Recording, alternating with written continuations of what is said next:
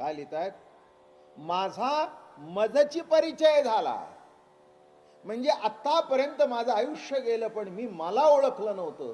आज मला माझा परिचय झाला. म्हणून ही सगळी खटपट एवढ्या करताय की आपल्याला आपला परिचय व्हावा. आणि आपल्याला आपला परिचय झाला की आत्मसत्तेचा परिचय निराळा करण्याची काही कारण नाही. कारण ती आत्मसत्ता आणि तुम्ही दोन नाही. म्हणून माझा मजची परिचय झाला. आणि ज्ञानेश्वर महाराजांना तो परिचय झाल्यानंतर अमृत अनुभव आला, आत्मानुभव प्रगट झाला. आणि तो प्रगट झाल्यानंतर असं त्यांना वाटलं नाही की जगाला कसं द्यावं. लक्षात ठेवा, भेद असतो तिथे द्यावंसं वाटत नाही. ऐक्य असेल तिथे देण्याचाच प्रश्न नाही. दिलं तरी माझं मी मला दिलं. संत जगाला का ज्ञान वाटू शकतात? जगाशी ऐक्य झालेलं आहे म्हणून, नाही का? आपल्या खिशात हात घालून आपण 1000 रुपये खर्च केले तर आपल्याला काही वाटत नाही. वाटतं का? नाही. पण दुसऱ्याने 5 रुपये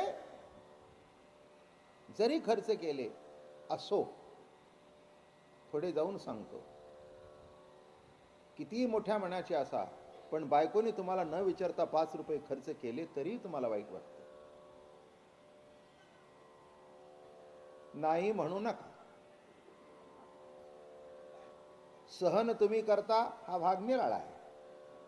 तिने किती खर्च करावे याच्यावर तुम्ही बंधन घातलेलं नाही, हेही तितकंच सत्य आहे. अगदी 4000 रुपये खर्च केले तरी तुम्हाला असं काही वाटणार नाही. तरी पण वाटतं की सांगा, नाही का? हो, हा काही चुकलं नाही हो. जीव स्वभाव आहे. अजून तुम्हाला तुमचा परिचय झाला नाही. आणि माझा मजची परिचय जेव्हा झाला, जीवन पलटून गेलं. काय इथे ज्ञानेश्वर महाराजांना किंवा तुकाराम महाराजांना स्वतःचा परिचय झाल्या कारणाने असं वाटलं नाही की हे मी जगाला वाटतोय.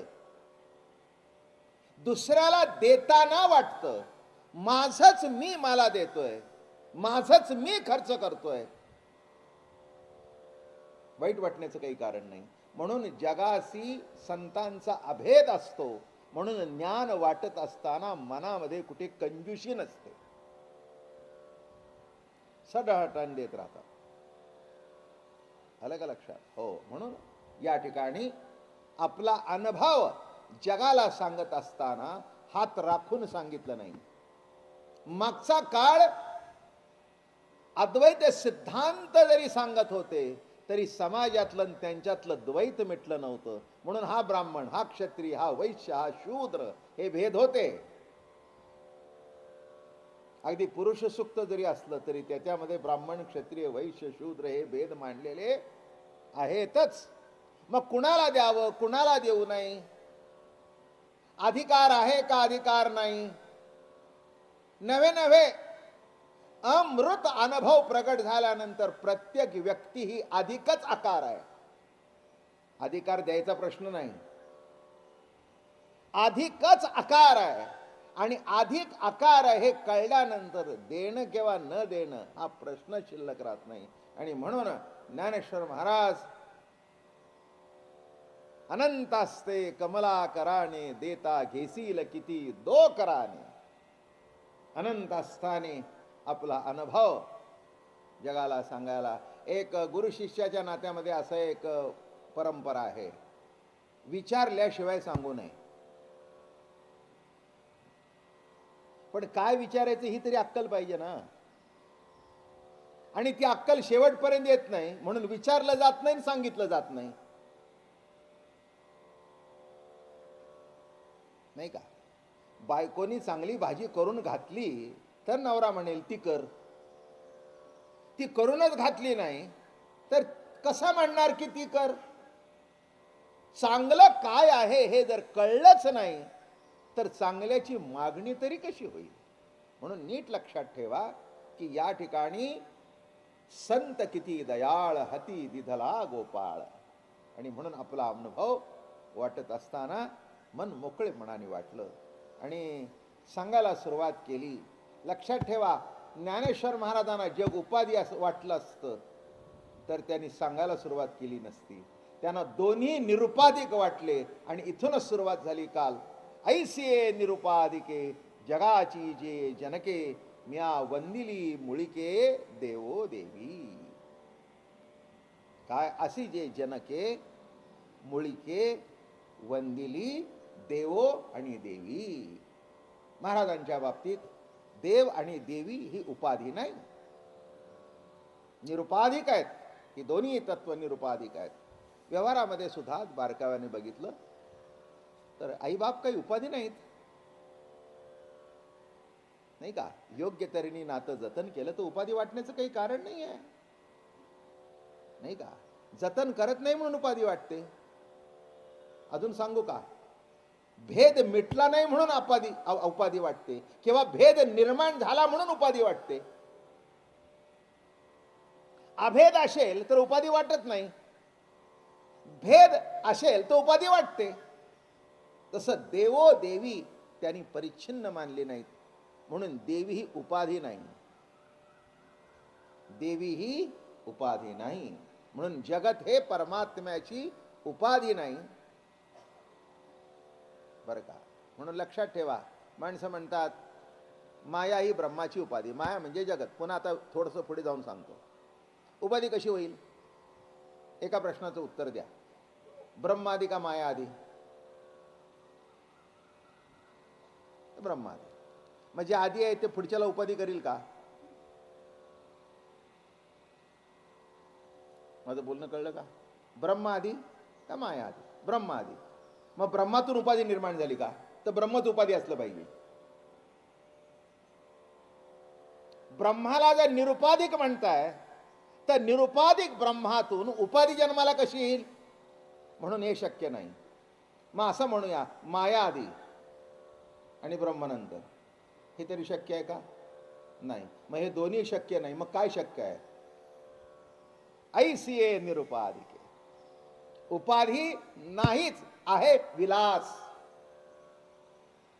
आहे काय? विलास. थोडंसं जरा खाली येऊन बोलू का? नाही म्हणजे जरा थोडंसं व्यवहारात आलं म्हणजे बरं असतं. लग्न ही उपाधी नाही हो.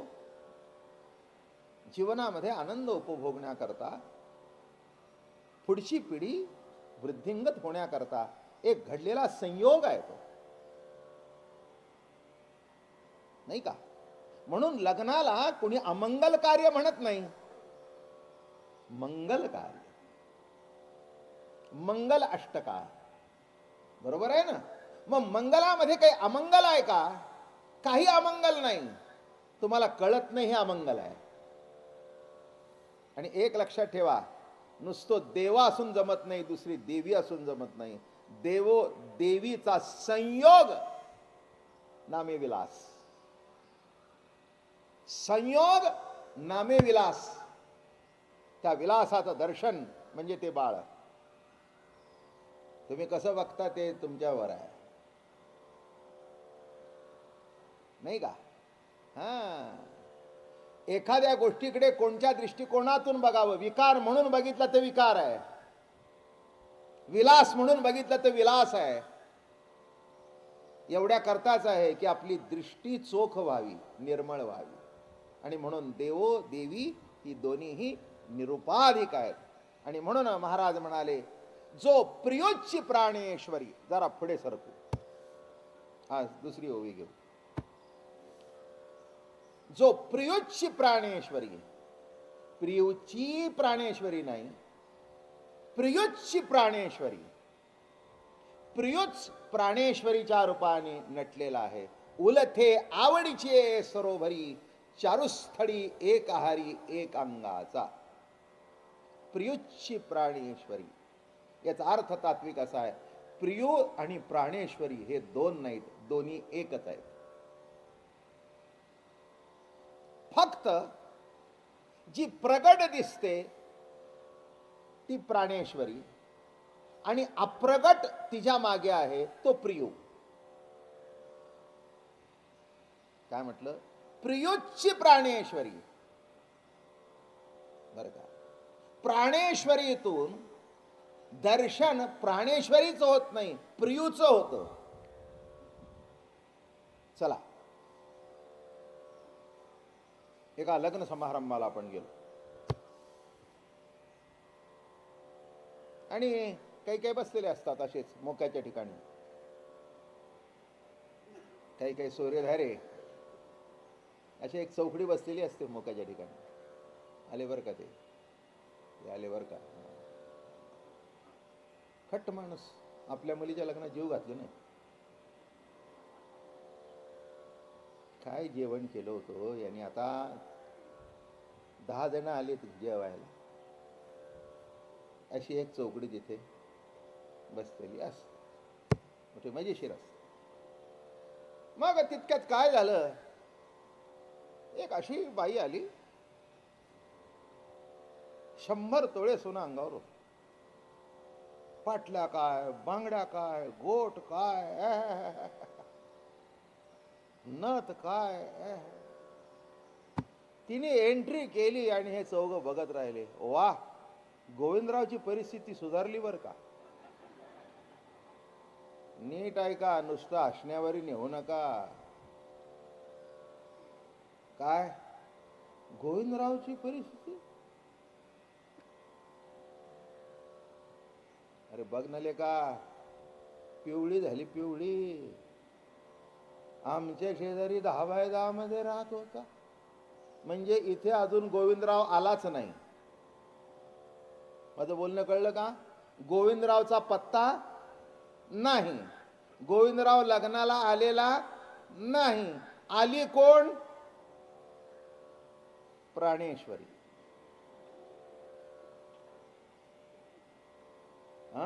लक्षात ठेवा, गोविंदराव तिथे नाही, पण तिच्याकडे बघून गोविंदरावची किंमत चालली आहे. काय अंगावर फुटका म्हणी नव्हतं काय हो, गोविंदराव कुठल्या कुठे गेला हो?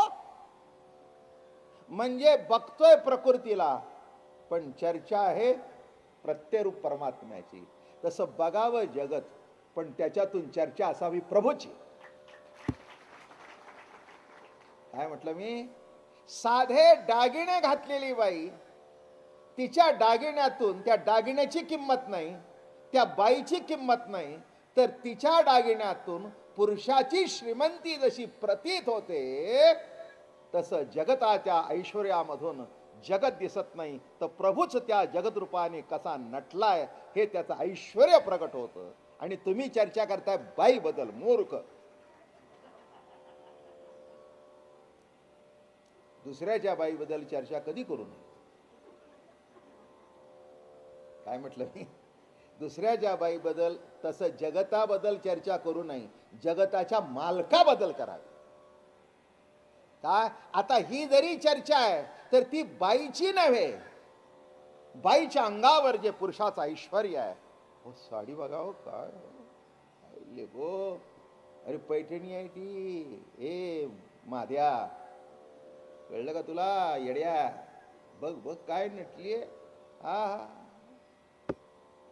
तितक्यात मग अर्धा तासाने गोविंदराव आले. या या या या, सगळी उठून उभे राहिली. गोविंदराव म्हणले, सगळी उठला नाही म्हणले, आपल्या आल्या ना समोर. म्हणले मग त्यांना उठायचं नाही. म्हणले तुमच्या मंडळीकडे बघूनच आम्हाला कळलं की तुम्ही कुठल्या कुठे गेला. काय कळतंय का? तसं जगतातल्या ऐश्वर्याकडे बघून कळावं. पृथ्वी काय, आप काय, तेज काय, वायू काय, आकाश काय, एक एक ऐश्वर्याकडे बघावं आणि म्हणावं वा वा प्रभुराया, काय नटलायस रे, काय नटलायस रे. लक्षात ठेवा, बाईकडे बघावी आणि प्रभू मालकाचं ऐश्वर्य कळावं, तसं जगाकडे बघावं आणि प्रभूचं ऐश्वर्य कळावं. प्रियोच्ची प्राणेश्वरी. काय म्हटलं मी? प्रियोच्ची. आता फिट्ट बसेल बघा ओळी. हे दृष्टांत फार मजेशीर आहे, त्याशिवाय पुढचा अमृतानुभव कळणारच नाही. तुम्ही उगीच नको ते बघताय, मुळाकडे बघत नाही. परतोनी पाठी मोरे ठाके आणि आपापणिया ते देखे, देखत केव ओळखे म्हणे हे तत्व मीची. पुढे चाललायस पण पुढे चालत नाहीस, मागे चालतोयस म्हणून पुढे जिवंत आहेस. कळलं की नाही? रस्त्याने चालताना पुढे चालता का मागे चालता? पुढेही चालता आणि मागेही. म्हणून मागचा फॅ आवाज आला की बाजूला सरता. आणि मागच्या गाडीचा जर पॅ आवाज आला नाही तर तो आऊन चिटकवतो, बाहेर झाला काय, मरायचंय का, तुम्ही मरा ना आम्हालाही मारा. बोलणं कळलं का? तसं तुम्हाला पुढे बघून चालायची सवय आहे. पुढचं पुढे दिसत नाही, मागून जे प्रगट होतं तसं ती बाई बाई नाही, ती बाई ही त्या पुरुषाची प्रतीती आहे. म्हणून पुरुष कधीही नटत नाही. कळलं का तुम्हाला? काय तो जो आला होता ना लग्नाला, आपला साधा बुशर्ट आपलं पॅन्ट बिंट घालून, जरा पहिल्यापेक्षा बरं एवढं, त्याच्यापेक्षा काय, पण ती मात्र पायामध्ये सोन्याची पैंजण काय, नाकात नथ काय, तिचा थाट बघून घ्यावा. तसं जगत रूपाने परमात्मा जो नटलेला आहे त्या जगताचं कौतुक बघावं आणि नाशिवंत म्हणून उगीच टोकरत बसू नये. आलं का लक्षात? नाशिवंत मिथ्या. काय झालं कमवलं म्हणून कशी नटली आहे, नवऱ्याने कसं, अरे काय करायचंय तुला, बघ ना तिचं ऐश्वर्य काय नटली आहे. तसं जगत रूपाने आनंद भोगावा, आनंद भोगावा. वाऱ्याची झुळूक आली की म्हणावं, प्रभुराया काय रे तुझं गोड वारा आहे, वा वा वा. पण हा वारा केव्हा कळेल? अहंकाराचा वारा लागणार नाही तेव्हा, नाही का? मी नेहमी सांगत असतो, एका वाऱ्यातून प्रभूचं ऐश्वर्य करतं. प्रभू कसा नटलाय त्या वाऱ्याच्या रूपाने, बरोबर आहे. पण तुम्हाला कुठे कळतं? ते वर टांगलेलं फिरतं ना असं गरगर गरगर, आणि त्याला एक दिवा असला आणि त्याला 5,000 दिले, 5,000चा पंखा, 5,000चा पंखा. काय बिल वाढलं 100नी, पंखा 5,000चा, बिंग वाढलं 100नी, आणि ही खिडकी उघडल्याबरोबर वारा. तसं बंद झालेली खिडकी जरा उघडा म्हणजे प्रभू प्रेमाचा वारा अंगावून कसा वाहतोय ते कळेल, ऐश्वर्य कळेल, प्रभू कसा नटलाय. म्हणून प्राणेश्वरी मधून प्राणेश्वरीचं ऐश्वर्य नाही. दिसायला प्राणेश्वरी आहे पण असायला प्रियोच आहे, प्रियोची प्राणेश्वरी. आता कळलं का? उलथी आवडी कशी प्रगट झाली, कशी प्रगट झाली? उलथी आवडी म्हणजे तिच्यातून त्याचं ऐश्वर्य असं कळलं. चला अजून पुढचा दिसता, काही कमी नाही. उलथी आवडी अजून सांगतो तुम्हाला, चला अजून चांगलं कळेल. लहानपण साधारण होतं, गरिबीचे दिवस होते. लहानपणी आपल्याला पुष्कळशा गोष्टी वाटतात ज्या कराव्याशा पण करता येत नाही, बरोबर आहे ना? इथे सगळे आहे. एखाद्या श्रीमंताचं पोर बघितलं, त्याची ते सूट बीट कपडे बघितलं की नाही, मग आपल्यालाही असं वाटतं आपल्याला मिळावं, नाही मिळत. काय एखादी बाई असेल की नाही, मग त्या शाळेमध्ये एखादी श्रीमंताची पोरगी, मग ती परकर चोळी वगैरे, ते घुंगरू लावलेले वगैरे, मग तिलाही वाटतं आपल्याला सुद्धा तशी असा, पण मिळत नाही. मग ती जेव्हा मोठी होते, तिला मुलगी होते, याला मुलगा होतो. मला लहानपणी तो सेलरचा ड्रेस बघितला होता, तो सेलरची अशी ती कॅप बीप, मग त्याला असं वाटलं की आपल्याला असं घालावं. बाप म्हटला काय मूर्ख आहे, काय गाडा आहे काय, पैसे वेस्ट करतात का? त्याचं काही चूक नव्हतं, जेमतेम आपलं 2 घास चालत होते. मग मुलगा मोठा झाल्यानंतर पगार बिगार याला चांगला होता, मग पहिलं त्या मुलाला काय केलं, त्यांनी तो सेलरचा ड्रेस आणला आणि त्याला घातला बितला. बायको म्हणली आज एवढे खुश दिसताय हो. अगं वयाच्या 5व्या वर्षी मला पाहिजे होता, तो मिळाला नाही. आज त्याच्यावर घालून अशी उलथी आवड बघतोय. कळलं का नाही काय सांगतोय ते? काय घातलं त्याला, त्याला तर ते काही कळे ना, ते कॅप घेते करते ते असं असं करतंय. आलं का लक्षात? अरे सोन्या राहू दे रे, तुला मिळालं म्हणून किंमत नाही. मी त्या श्रीमंताच्या पोराकडे कायम असा बघत बसायचो. मग त्या मुलावर घालून तो जशी त्या मुलाच्या माध्यमातून उलटी आवड भोगतो, तसं परमात्मा जगाला सजवतो आणि जगातून आपलीच आवड आपण भोगत आहे. तुमचंही तसंच ना? घागरा पलटण लहानपणी तो घागरा विगरा वाटतं की नाही? परकर चोळी सांदी खणाची किंवा जरीची, नाही का? जरीच्या अशा, असं प्रत्येक मुलीला लहानपणी वाटतं. नाही जमत, मग मोठी झाल्यावर आपल्या मुलीला शिवते. अगदी पुढे काठ, मागे काठ, इकडे काठ, तिकडे काठ.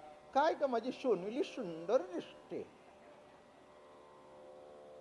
सोनीली सुंदर दिसते का? सोनीलीला परकर चोळी घातली आणि हिने आपली आवड भोगली, उलटी आवड.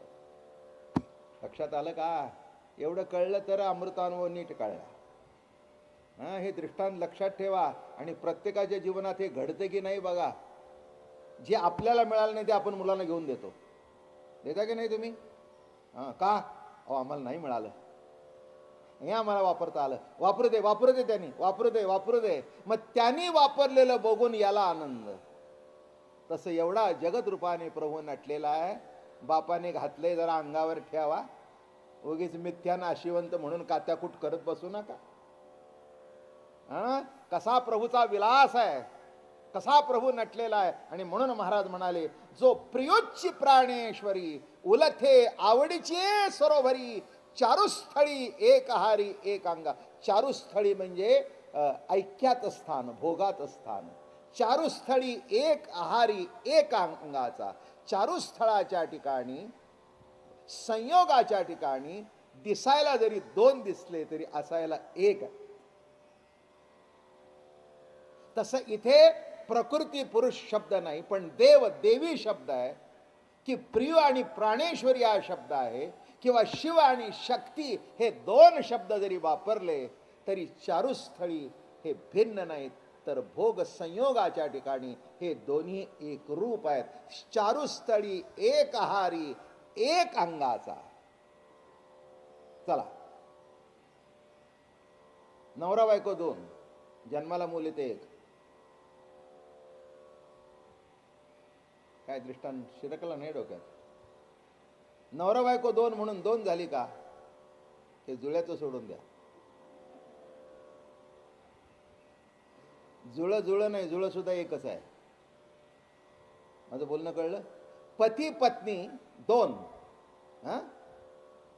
पण चारुस्थळी संयोगाच्या ठिकाणी एक असल्या कारणाने दोघाच्या संयोगातून बाळ एकच. बाळ दोन नाही, बाळ एकच. एकच. चारुस्थळी एक आहारी एक अंगाचा. काय प्रकट झालं नाही का? म्हणून त्या बाईला विचारलं, मुलगा कोणाचा? माझा. त्याला विचारलं, मुलगा कोणाचा? माझा. तिला विचारलं, मुलगी कोणाची? माझी. त्याला विचारलं, मुलगी. अरे तुम्हाला विचारलं माझं म्हणता, तुम्हाला विचारलं माझं म्हणता. कोणाची? अहो कोणाची काय? दोघाची. एक अंगाचा, एक अंगाचा. तसं देव आणि देवी त्याच्यातून जे प्रगट होतंय आणि त्याच्यातून प्रगट झाल्यासारखं दिसतंय ते सर्व एकच अंग आहे. मुलगा मुलगा नव्हे, मुलगा बापच आहे. मुलगी मुलगी नव्हे, दोघाचा संयोगाचं दर्शन आहे. तसं प्रियोच्ची प्राणेश्वरी उलथे आवडीचे सरोवरी, चारुस्थळी एक आहारी एक अंगाचा. हे निरूपण माझ्या पद्धतीने केलं. जो प्रियोची की प्राणेश्वरी म्हणजे पुरुष प्रकृती अवधारी, सदत्व ते कुसरी बोलिली मागे, दोपणे रूपा येती ते आवडीची पुरती. दोनपणाने रूपाला आले ते कशा करता? आवडी करताच. आवडी करता. परी निजात्मैक्य स्थिती भंगलीच नाही. दोन झाल्यासारखे दिसले पण दोन नाही. काय मला सुचेल आणि काय नाही, येण्यासारखं डोकं आहे. दोन नवरा बायको, चांगलं प्रेम, चांगलं सख्य, पण इन्कम टॅक्स चुकवण्याकरता 2 ठिकाणी दोघांच्या नावावर ब्लॉक घेतले.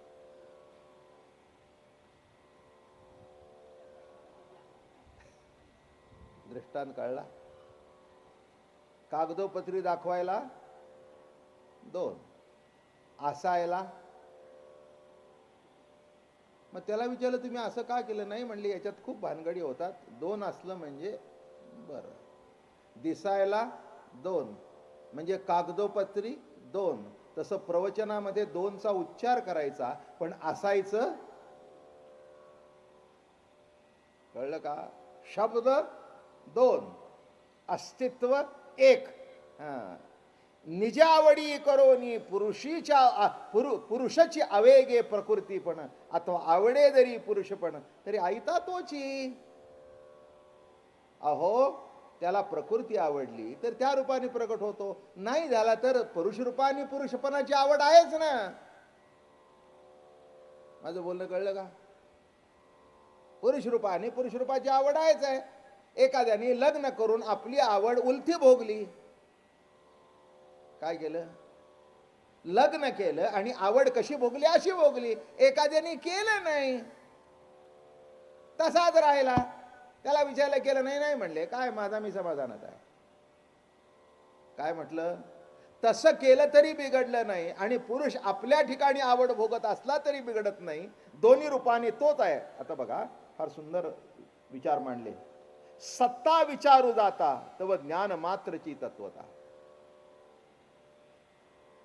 बघा, विविध शब्द इथे आलेले आहेत, विविध तऱ्हेने विवरण आहे. फक्त तुम्ही नीट लक्ष द्या आणि लक्ष ठेवून ऐका आणि लक्षात ठेवा.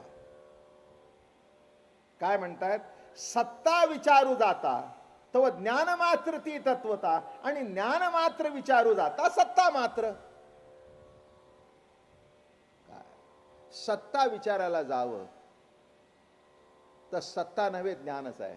आणि ज्ञान पाहायला जावं तर ज्ञान नाही, सत्ताच आहे. म्हणून सत्ता मात्र ज्ञान. काय सांगितलं परवाच्या प्रवचनात? काय शब्द वापरला ज्ञानोबारायांनी? नुसतं ज्ञान नाही, सत्ताच मात्र ज्ञान. सत्ताच मात्र, सत्ताच मात्र. हो, जरा भूमिका थोडीशी इकडे तिकडे होईल, पण समजण्याकरता चांगलं. आलं का लक्षात? एका माणसाच्या घरी गेला, मोठा माणूस. तितक्यात त्याची बायको आली, साधं पातळ वगैरे, म्हणजे कुणाला वाटावं की घरातली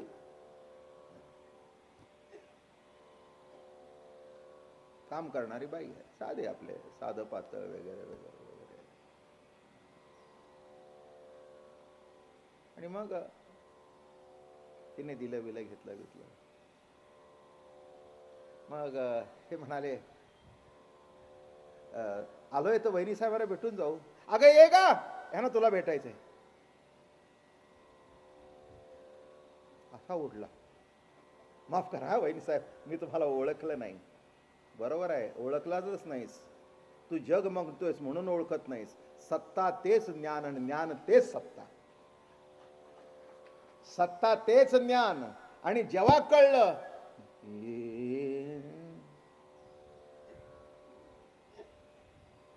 ती दिसायला साधी दिसते, हो, पण ग्लास देता देता एखाद्या वेळेला वावगा शब्द गेला तर डोळ्याने खूण करते नवऱ्याला, तिथल्या तिथेच गप्प बस. मग भावाला कळलंच नाही. एकदा मोकळेपणाने बोलणारा भाऊ गप्प का झाला? वहिनी आल्या.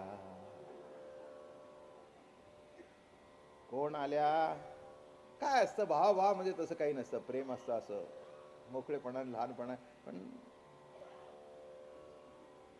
भावाचा फोन आहे, तुम्ही भेटायला, वाहत जाऊ नका, बंधू प्रेम असं उकळू.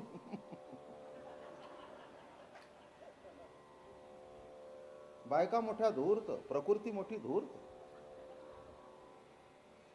आणि प्रकृती मी धूर्त का म्हटलं? कारण पुरुषाचा धूर्तपणा प्रकृतीतूनच कळतो. प्रकृती हे व्यक्त दर्शन आहे आणि परमात्मा पुरुष हा अव्यक्त आहे. तसा सत्ता तेच ज्ञान, ज्ञान तेच सत्ता. आता हे जे दोन्ही प्रकार, तो आवडीचाची व्यवहार. आता हे जे दोन प्रकार इथे झाले, प्रिय प्राणेश्वरी, अहो काही नाही हो, हा आवडीचाच प्रकार, आवडीचाच प्रकार आहे, हा दुसरं काही नाही. हा झोपणाकारणी केली बायको, अरे तिने एवढे वाढविले रे. हसत खेळत सांगू, विनोदात सांगू का सरळ पुढे सरकू?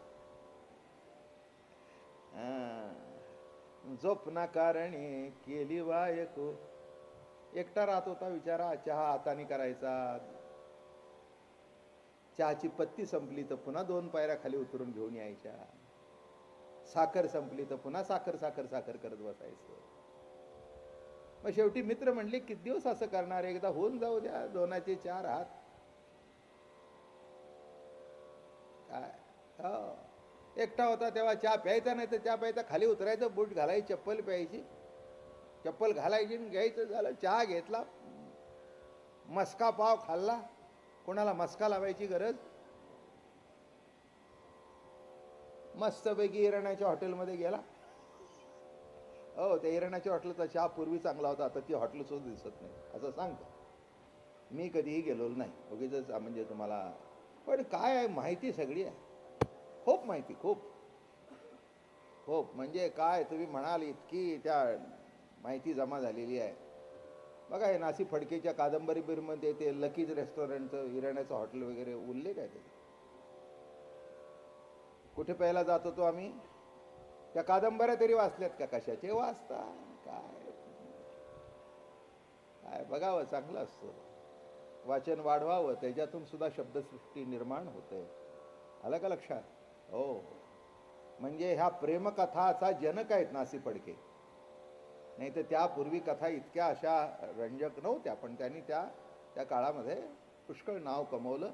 मग तिथे आता ते गेलंय, ते दौलत पहिली कादंबरी त्यांची गाजलेली, आणि त्या कोपऱ्यावर बघा, ते आता बिल्डिंग उभी राहिली आहे, दौलत. तो लहानसा बंगला सुद्धा मी बघितला, जाऊ द्या. पूर्वीच्या काळामध्ये हे सगळं वाचलं, वाचून करावं.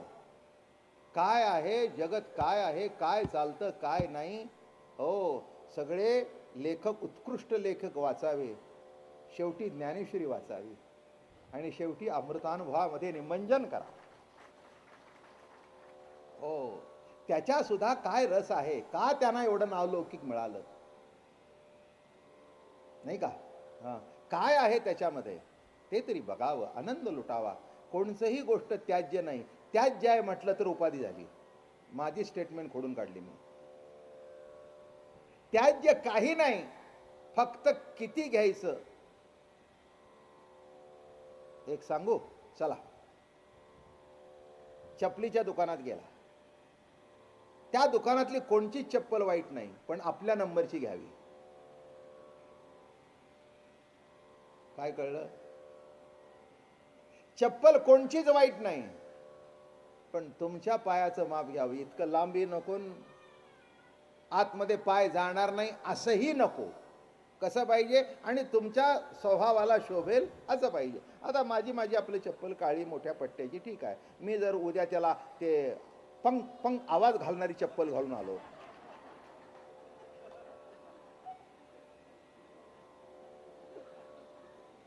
मनपाट आवाज टाकला, पकट पक पकट पक, माणसं म्हणतील काय भानगड आहे. नाही म्हणे, महाराजांनी आज ती पकाट पक चप्पल घातली. म्हणजे घातलं तर काही बिघडेल असं नाही. काय काही न घालून सुद्धा या सध्या जगात काही बिघडत नाही. नाही कळलं? जग किती पुढे गेलं. काही न घातलं तरी माणसं म्हणतात वा. मग काहीतरी घातलं तर, पण ठीक आहे, सर्व जरी प्रभूचं दर्शन आहे, तर त्यातलं आपल्याला जेवढं ग्राह्य होईल तेवढं या. प्रवचनाला बसताना फेटा बांधूनच बसा. जे जसा आहे तसाच त्याचा स्वीकार करावा. उगीच उद्या मी काहीतरीच करून बसलो नाही, पगडी घातली तरी मला शोभणार नाही. उद्या मी जर पगडी घातली तर माणसं म्हणतील हे काय महाराज पगडी घालताय, ते बरं दिसत नाही, फेटा. काय बोडका बसलो तरी बरं दिसणार नाही. उद्या कलरचा फेटा जर बांधला मारवाडी तरी म्हणतील वा आज काय महाराजांनी हे सोंग केलंय. नाही, महाराजांनी आपला तो जो रेशमी फेटा आहे तो ते त्यांना कळलं का माझं म्हणणं. सर्व जरी प्रभू नटलेला आहे आणि सर्व जरी प्रभूचा विलास आहे तर जो आपल्याला पचेल तेवढा घ्यावा. म्हणजे विलासामध्ये विक्षेप होण्याचं काही कारण. हा चला, आता हे जे दोन प्रकार, तो आवडीचाची व्यवहार एरवी दोन्ही नवोनी साचार सुखमात्र, आवडीचाच प्रकार आहे हा. हा कशाचा प्रकार आहे सगळा. जगत म्हणजे काय आहे. हा म्हणून झोपना कारणे केली बायको, तिने एवढे वाढविले रे. मग बायको केली पहिल्यांदा मोकळा होता, झाल्या बरोबर सगळ्या सुरू झालं. चहाला डबा आण, साखरेला डबा आण, गव्हाला अमका आणा तमका आणा, चाळण फाटली म्हणून पोळी जाड झाली, कोंडा तसाच खाली गेला. 4 दिवस सांगते आणा, आणलं नाही. तो म्हणला पूर्वी खानावळीमध्ये मी कधी चाळण दिली नाही.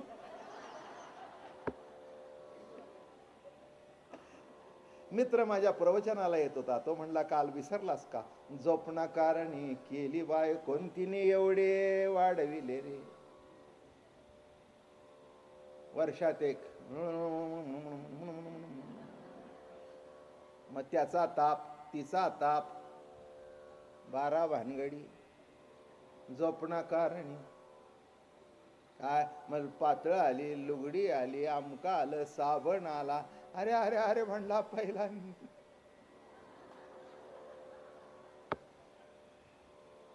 काय दुसरा चांगला होता. अरे म्हणाला लग्न जर केले तर आता रडतोस का, हाही विलास आहे. चल काय आता रडायचं कारण काय.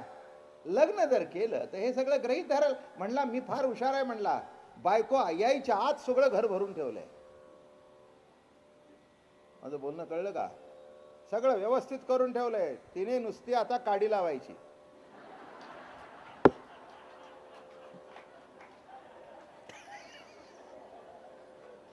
किती माणसं हुशार आहेत हो तुम्ही. म्हणजे माझ्या मनात काडी लावायची नसताना तुम्ही काडी लावली.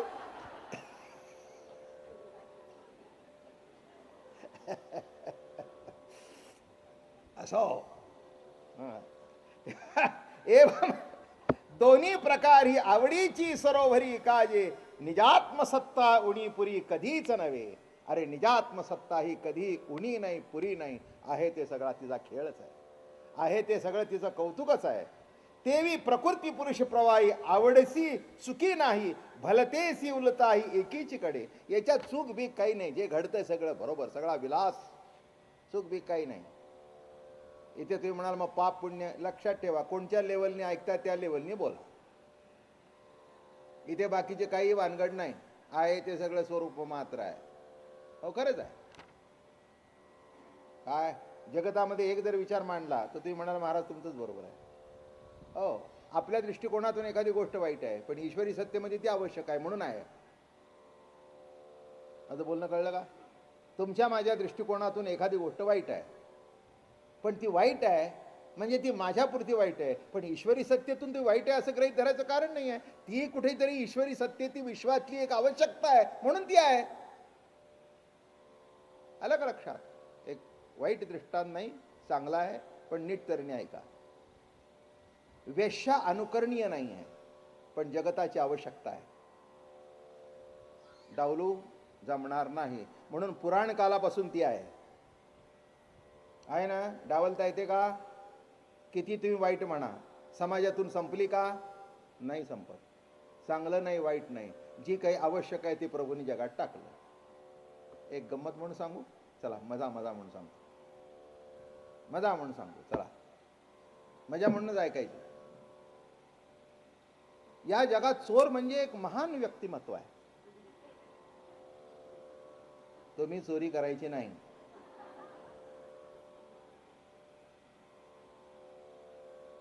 या विलासातून एक देवाने काय केले, एक चोर असा खाली टाकून दिला.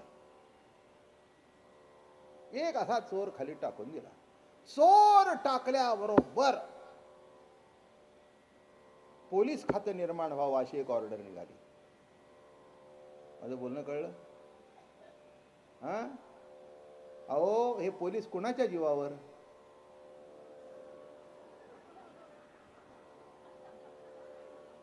नाही, पोलिसांचा अन्नदाता कोण? चोर. आता मी तुम्हाला अशी लिंक सांगतो. म्हणून चोर हा पोलिसांचा मायबाप आहे.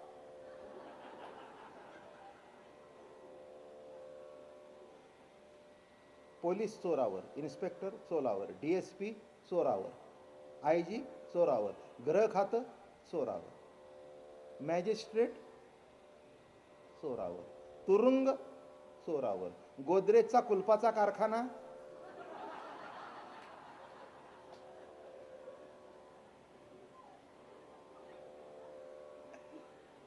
स्टीलची कपाट चोरावर, मोठ्या भिंतीची घरं चोरा, मजबूत दरवाजे. एक चोर काढा, हे सगळे उपाशी मरतील. एक चोर जगातला जर काढला तर सगळे उपाशी मरतील. यांना कळणार नाही की काय करावं. पोलीस असे सगळे माशा मारत बसतील. यांना कळणार नाही की काय करावं. म्हणून एक चोर टाकला आणि कोट्यावधी लोकांना अन्नाला लावलं. तुम्ही करू नका पण असू द्या.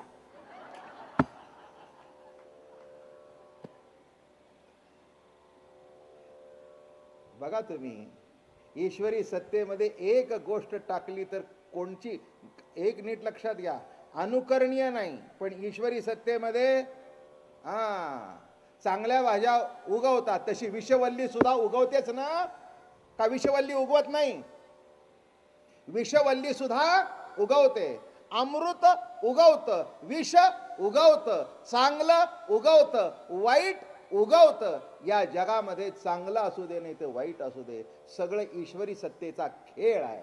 आणि खेळ या दृष्टिकोनातून जर बघितलं तर मग तुम्हाला तसं काही वेडवाकडं वाटण्याचं काही कारण नाही. हे विशिष्ट लेवलनी सांगतोय, खालच्या लेवलनी येऊन ऐकायचं नाही, नाही का? इथे काही चोरांची तरफदारी नाही. पण ईश्वरी सत्तेमध्ये सर्वच जर प्रकृती आणि पुरुषाचा खेळ मांडला तर तिथे हा सुद्धा एक त्या खेळातला भाग आहे. आपण सुद्धा लहानपणी चोर शिपाई खेळत होतो ना, का नव्हता? नाही का? चोर शिपाई खेळत होतो आपण. चोर नसताना चोर होत होतो, मग कुणाला तरी शिपाई करत होतो. मग जसा चोर शिपाई हा एक खेळ, तसा हा सुद्धा इथे एक ईश्वरी सत्तेचा खेळ आहे. आणि खेळ म्हणून बघितल्यानंतर मग त्याच्याकडे विचित्र वाटण्याचं कारण नाही. जरी या विलासरती आवडीस हानी होती तरी काय मागुती आक, सत्तेची सत्तत्वाची आवडी, तेची चिद्रूपाची परवडी, चिदत्व न सांडी सत्तेची बळे. चिदत्व न सांडत नाही का? आवडी म्हणजे आनंदू, जेणे सच्चिदत्व नव्हे भेदू. आवडी म्हणजे आनंद. आवड म्हणजे काय? आनंद. दोही परी स्वादू आनंदाचा, असो आवडीची आ सरोवरी, आप आपणा स्वीकारी, त्या आनंदा माझारी दुसरे नाही. आता आवडीच्या करता हे दोन झाल्यासारखं दिसतं. दोनाचा स्वीकार केला पण त्या आवडीतून दोघही एकमेक आपला आनंद भोगत आहेत. जाणीवे भोग्य भोगतेची आपरी, परी चारुस्थळी एक हाती. जाणीवे करता शब्द वापरायचे, भोग्य भोगता, बर का, भोग शब्द वापरले. पण मूळ स्वरूपाच्या ठिकाणी परी चारुस्थळी एक हाती एक, भोग स्थानाच्या संयोगाच्या ठिकाणी दोन्ही कशा आहेत? एक रूप आहेत. चारुस्थान म्हणजे भोगस्थान, जे की उत्तम आनंद सदन, जेथे भोगी दुजे पण हरपोनी जाते. एक लक्षात ठेवा, प्रत्येक वस्तूमधून आपण आपापला प्रतीतीचा भोग घेत असतो, आपापल्या आवडीचा भोग घेत असतो, दुसऱ्याचा नाही. नाही का? बायकोतून आपली आवड, मुलातून आपली आवड, कपड्यातून आपली आवड, जगण्यातून आपली आवड. प्रत्येक वस्तूमधून आपण दुसऱ्याची आवड भोगत नाही, तर आपण आपली आवड भोगतो. तसंच परमात्मा या ठिकाणी सवेची रायाचे सोंग संपादी ते नारी रूपाची अवघी. जेवी नटिया नारी वेशे नटे. दृष्टांत दिलाय परवाच बालगंधर्वाचा. इथे एक दृष्टांत आला. जेवी नटिया नारी वेशे नटे तै नारीपणेची प्रगटे पुरुषत्वही आपुटे आपुलेची पोटी. नारीपणाच्या रूपाने प्रगट झाल्यानंतर त्या नारीपणामध्ये जसं पुरुषत्व आटून जातं. काय झालं? नारीपणामध्ये ते पुरुषत्व आटून जातं. तसं या जगत रूपामध्ये परमात्मा एकरूप होऊन गेलेला आहे. एकरूप होऊन गेलेला आहे. त्याला निराळा काढता येत नाही. काढायला जाऊ नका. ज्या पद्धतीने विलास भोगायचा असेल त्या पद्धतीने भोगा. पण चांगलं किंवा वाईट हा प्रश्न येत सवेची रायाचे सोंग संपादी तै नारी रूपाची अवघी शेवट दोन्ही नवनी त्रिशुद्धी बहुरूपी मात्र. मग ती नारी टाकून दिली, राजाचा वेश केला. दोन्ही त्या राजामध्ये एकरूप झाले. तेवीची आवडीची सरोवरी उलथे तिये ये कुसरी परिभोग तव निर्धारी त्याची आचा. आवडी करता हा भोग मांडला, पण शेवटी काय आहे? एकच आहे. जरा पुढच्या ओवीला जातो. आवडीचे निवेगे एक एका ते गिळती अंगे की द्वैताचे निपागे उघळीत हाती. आपला आपण भोग तो ते द्वैताची पडे पांग परी आवडीची अंगी तो भेदाते ग्रास. आवडीचे निवेगे आपापल्या आवडी करता एकमेकाला एकमेकाचा ग्रास करतात. आवडीचे नि वेगे. जरा शब्द आवडीचा आवेग आला. आवडीचे नि वेगे म्हणण्यापेक्षा आवडीचा आवेग आला. आवडीचा आवेग आल्यानंतर मग आपल्या मुलाला आपण जवळ घेतो, त्याला मिठी मारतो, त्याच्या गालावर गाल ठेवतो, त्याच्याशी एकरूप होऊन जातो. तुम्ही एकरूप बघितले का? ते बाळाला मिठी मारताना ते रडत असतं, ह्याने डोळे झाकलेले असतात. एकरूप झालेला असतो. एकरूप झालेला असतो. आवडीचे नि वेगे शब्द काय वापरला महाराजांनी? कशा करता त्या बाळाची मिठी? कशा करता पुरुष प्रकृतीला मिठी? कशा करता प्रकृती पुरुषाला मिठी? कशा करता देवदेवीचा ऐक्य? कशा करता? आवडीचे नि वेगे. आवडीचा जो आवेग आला तसं ईश्वरी सत्तेमध्ये आपली आवड भोगण्याचा आवेग आला आणि त्या आवेग रूपाने आवेगाचं व्यक्त दर्शन म्हणजे हे जग. आणि म्हणून महाराज म्हणाले आवडीचे आवश्यकपण आवडे आपण आपण परी भेदासी गळोनी घडतसे भोगू. पण त्या भोगस्थानाच्या ठिकाणी भेद संपून गेलेला असतो. भेद नाहीच. त्या मूळ आवडीच्या ठिकाणी एक लक्षात घ्या, आनंद झाल्यानंतर असे डोळे झाकले जातात. आनंद ती एकरूपता आहे. कशाची एकरूपता आहे? डोळे का झाकले? का डोळे झाकले? कोणतीही गोष्ट असू दे जीवनातली, आनंद झाला की डोळे झाकले. देवाचं दर्शन घेतलं, डोळे झाकले.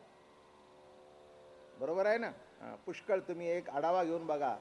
म्हणजे ज्या ज्या वेळेला आनंदाचा क्षण आहे त्या त्या वेळेला मनुष्य आई बाळाला मिठी मारते. पुष्कळ दिवसांनी मोठा मुलगा आला, मिठी मारते आणि असे डोळे झाकलेले असतात. त्या मुलाचेही डोळे झाकलेले असतात. अरे एवढ्या दिवसांनी आई भेटली आणि डोळे उघडे काढ. ते म्हणले उघडे ठेवायचं मला माहीत नाही. मिठी मारल्यावर जो आनंद झाला त्या आनंदाच्या क्षणी डोळे आपोआप मिटून गेले.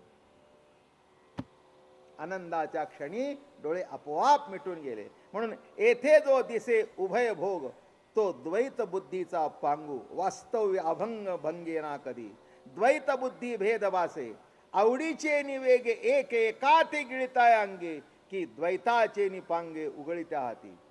आवडीच्या वेगामध्ये एकमेकाला गिळत आहेत दोघही. काय करत आहेत? एकमेकाला गिळत आहेत आणि पुन्हा तीच आवड भोगण्याकरता पुन्हा द्वैत आहे. काय? स्वयंपाक करताना बाई सबंध स्वयंपाकघर भरून टाकते. बरोबर आहे ना? भाजी आमकं तमकं काय भरलेलं नाही. साली पडलेल्या आहेत, घाण पडलेली आहे, भांडी पडलेली आहेत, काही घासलेली आहेत, काही बिगर घासलेली आहेत. पर का काही खरकटी आहेत, काही चांगली आहेत, काही कचरा आहे, इतकं सगळं आहे.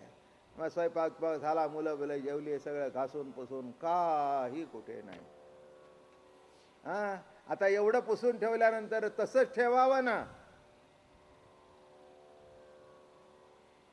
काय दुपारी 2 वाजता घर धुवून स्वच्छ करून ठेवलं, 4 वाजता पुन्हा एक खाली निघायला लागलं. कळलं का नाही? 4 वाजता पुन्हा एक खाली निघायला झालं, पुन्हा पसारा झाला. तसं ऐक्यात ऐक्य, पुन्हा भेद भोगावं असं वाटलं, पुन्हा मांडलं, पुन्हा करून ठेवलं. कळलं? हा, आवड भोगली, भात आमटी खाल्ले, पोहे खाल्ले, शिरा खाल्ला, पुन्हा धुवून सगळं जागच्या जागी ठेवलं. तसं द्वैत बुद्धी भेद वासे, तो वास्तवी पावला नसे, वाऊगाची दिसे विलासे आपुल्या. वाऊगाची दिसे, दिसतो आपला विलास आहे. एवम एकपणन विसंबोनी, उगेची उमटे द्वैत भान, मागुते न लागता क्षण हरपोनी जाय. न लागता क्षण, द्वैत दिसलं पण न लागता क्षण हरपोनी जाय. आपुलेची आपणांग नावेक झाला द्वैत भाग, नावेक झाला तो निजांगीत सांग गिळता भेदू. आपणच आपल्या, हे बघा एक गंमत सांगू का, झोप ही ब्रह्मस्थिती मानलेली आहे. फक्त जागृतीत येते म्हणून तिला ब्रह्मस्थिती म्हणायची नाही. पण झोपेत जाता तेव्हा सगळं ऐक्य झालेलं असतं ना, खाला सगळं संपलेलं असतं, काही नाही. नाही नाही, संपलेलं असतं म्हणजे काय माहितीये का तुम्हाला? तुम्ही झोपलाय हे सुद्धा तुम्हाला कळत नाही. आणि झोपलाय हे जर कळलं तर म्हणजे झोप लागली नाही. आलं का लक्षात? हो, चांगली झोप लागली पाहिजे, ती सावध झोप नाही. आज मला चांगली झोप लागली बघा. सकाळी आंघोळ बिंघोळ केली, नित्यनेम झाला, कधी लागत नाही. दुपारी जेवण झालं 11 वाजताच यायला लागलं. पांघरून बिंघरून घेतलं, 11 वाजता जे झोपलो की नाही, मला वाटतं अहो 1-1.5 तासानं डोळे उघडले. अरे मी काय सांगतोय, अरे एवढ्या वेळ झोप लागली मला, खरी झोप काय. मग झोपेत गेल्यानंतर ऐक्य झालं होतं, भेदात आल्यानंतर सगळं आठवलं. अरे हा, न जेवता झोपलो आपण, चल जेवण आण, जेवण आण. आता काही झोपत नाही, आता झोप झाली आहे, जरा टीव्ही बघू.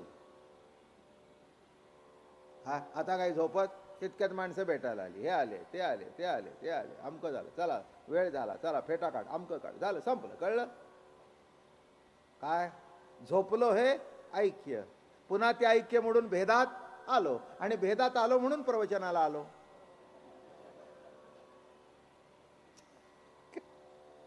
काय अहो, भेदात आलो म्हणून प्रवचनाला आलो. हा, ते काही तसं जमलं असतं का? नाही. म्हणून आवडीचे निवेगे, लक्षात ठेवा काय सांगतोय. एक एका ते गिळूत आहे की द्वैताचे निपांगे उघडते आती. पण द्वैत भोगण्याकरता मग एकपणाचा तर्को, एक लक्षात ठेवा, झोपेचा आनंद भोगण्याकरता जागृतीत यावं लागतं. जागृतीत आल्याशिवाय झोप चांगली लागली याचा आनंद कसा मिळणार? एक मनुष्य कोमात गेला, काय झोप, आहा हा हा, असा झोपला, असा झोपला, असा झोपला, शेवटपर्यंत उठलाच नाही. काय मग माणसं म्हणतात, काय कुंभकर्णाची झोप हो. लक्षात ठेवा, झोपेचा आनंद सुद्धा केव्हा आहे, म्हणजे ऐक्याचा आनंद सुद्धा केव्हा आहे, भेद असेल तर तो. पण भेद हा भेद नसून ऐक्य आनंद भोगण्याकरता तो विलास आहे. म्हणून भेदू करू पाहता आपुले हे तो सुखरूपता, तेने सुखे तत्वता वाऊगा भेदू. मी म्हटलं तेच पुढे लिहिले बघा. म्हणून भेद करू पाहता आपुले हे तो सुखरूपता. अरे भेद नाही, आपली सुखरूपता आहे, आपली सुखरता आहे. एक लक्षात ठेवा, आपल्या पोटातली भूक आपल्या पोटात राहून जमेल का? नाही. आपल्या जिभेच्या शेंडेवरची रुची जिभेच्या शेंडेवर राहून जमेल का? नाही. मग आपल्या जिभेवरची रुची थालीपीठाच्या रूपाने, श्रीखंडाच्या रूपाने, बटाटे वड्याच्या रूपाने कुठे आली पाहिजे? इथे. वाह, छान झालं आहे. वाह, मग इथे आली आणि तिथे जाऊन स्थिर झाली. कळलं तुम्हाला? तुम्हाला एक माहिती आहे का, ही सगळी रुची इथेच आहे. इथून खाली सरकली की काहीच रुची नाही. हे कधी बघितलं का तुम्ही? सगळी जी मजा आहे ना ती एवढ्या शेंड्यात आहे. हा, म्हणून औषध जर कडू असेल, आता किती सांगू तुम्हाला. मग लहानपणी औषध कडू लागतं, आई म्हणते नागधार खार ओत घशात. काय केलं? कशात ओतलं? घशात. म्हणजे घशात तिथे कडू बिडू सगळी जी रुची आहे ना, अरे काय लीला आहे प्रभूची. एवढ्या शेंड्यात लावलं की खारट आहे, मीठ कमी आहे, तिखट जास्ती झालं, आणि आत गेलं की कशाचाच काही पुन्हा पत्ता नाही. कळलं? हा भेद झाला. आत गेल्यावर ऐक्य झालं. काय झालं? जो प्रियो ऐक्यात बसला होता तो बटाटे वड्याच्या रूपाने प्राणेश्वरी झाला, आणि ती प्राणेश्वरी चाकल्यानंतर प्रियो